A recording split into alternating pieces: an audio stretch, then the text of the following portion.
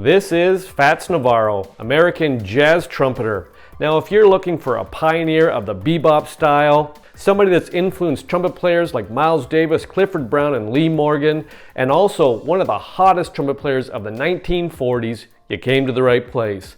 This video will examine the life and music of Fats Navarro.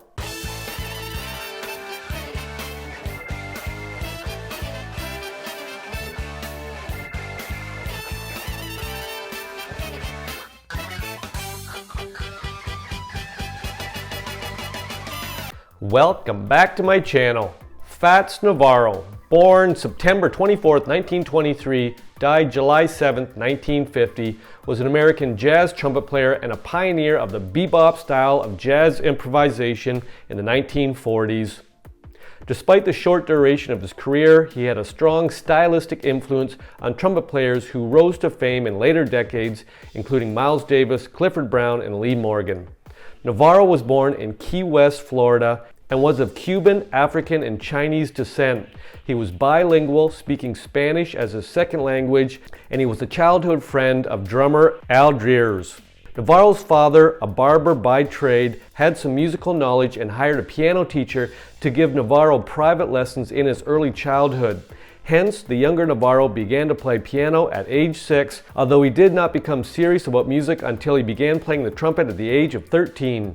Additionally, he mastered the tenor saxophone and played both trumpet and tenor sax professionally during the earliest years of his career.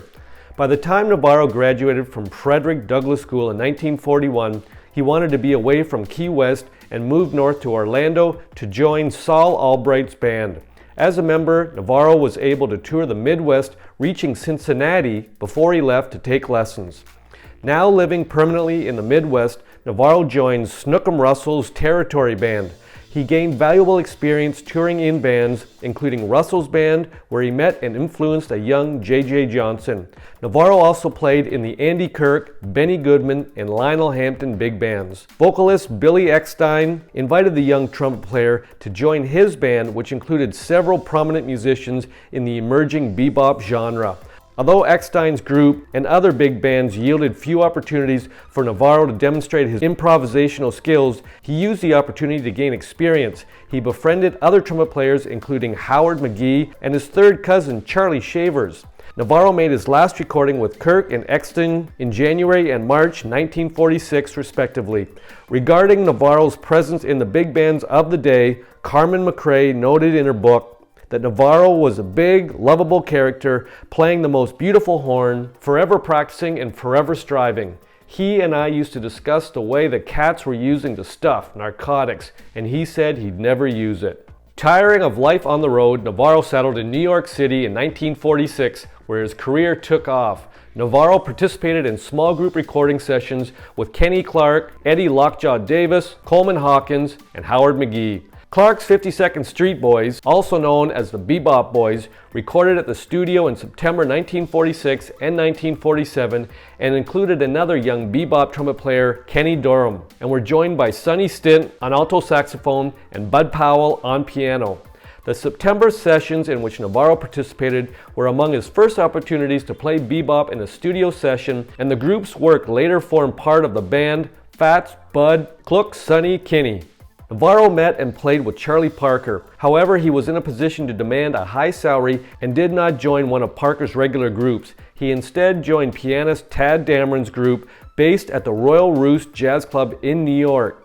A recording with this group from Blue Note included Ernie Henry on alto saxophone and Charlie Rouse on tenor, both of whom contributed significantly to bebop in the 1940s and 1950s. Dameron went to great lengths to accommodate Navarro's position in the band, but the trumpeter's continued demand for a higher salary ultimately led him to form his own group for studio sessions. Navarro preferred the financial security of being a band member over being a band leader.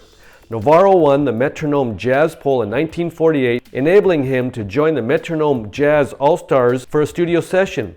In addition to regular studio recording, in the 1940s Navarro began to compose, and many of his tunes were dedicated to Dameron's band, in which he continued to play on occasion.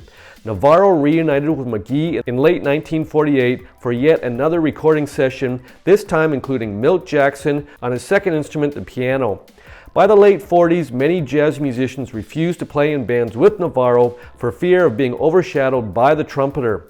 Although Dizzy Gillespie described Navarro's personality as sweet, at jam sessions he feuded often with Bud Powell and on one occasion attacked the pianist with his trumpet but missed. He once again began touring in 1948, this time with Lionel Hampton's band. While on the group's tour bus en route to Chicago, Navarro fell ill and decided to return to New York. His illness proved to be tuberculosis, but he continued to play despite declining health. His continued narcotics use hastened the progression of the disease. Navarro toured with the Jazz at the Philharmonic in early 1949. He appeared on 2 studio sessions that year, with Bud Powell for the amazing Bud Powell Volume 1 in August, and with tenor saxophonist player Don Lanphier in September for a few sides. Powell's session was notable for the presence of tenor saxophone player Sonny Rollins, who was only 18 years old at the time of recording. The quintet, known on record as Bud Powell's Modernists, recorded 3 of Powell's tunes and the jazz standard 52nd Street theme written by Thelonious Monk. The Lanphier date proved one of the few times Navarro would record with pianist Al Haig and drummer Max Roach. Navarro performed on live recordings twice at Birdland prior to his death, but the dates of those recordings are disputed. What is certain is that both were recorded in 1950 and that they included Parker and Miles Davis respectively. One of them was released as the album One Night in Birdland and starred Charlie Parker on alto saxophone and Bud Powell on piano. I hope you enjoyed this video on one of the best trumpet players of the 1940s, Fats Navarro. Now if you've got a band or musician you'd like featured on this YouTube channel, pop it in the comments section. I'll make another video. Thanks for dropping by. Rock on.